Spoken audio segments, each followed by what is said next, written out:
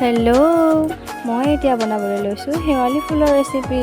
এফালে লৈছোঁ মই ডিম এটা আৰু সৰু জলকীয়া দুটা আৰু পিঁয়াজ। তাতে মই তেলখিনি গৰম কৰি পিঁয়াজখিনি দি দিলোঁ, অলপ ফ্ৰাই কৰি মেলি এতিয়া দি দিলোঁ মই শেৱালি ফুলখিনি।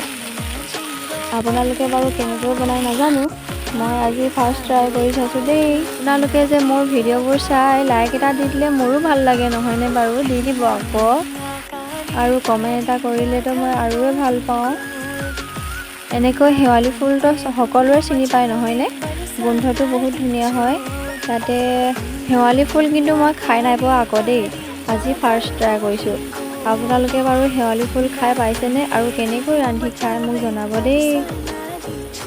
এইফালে মই ডিম আৰু জলকীয়া দুটা দি দিলোঁ আৰু অলপ লৰাই মেলি এয়া মোৰ ৰেচিপি তৈয়াৰ হ'লেই আৰু ৰাতিপুৱাৰ থালিখন এইখনেই আছিল মোৰ আজিলৈ। বাই।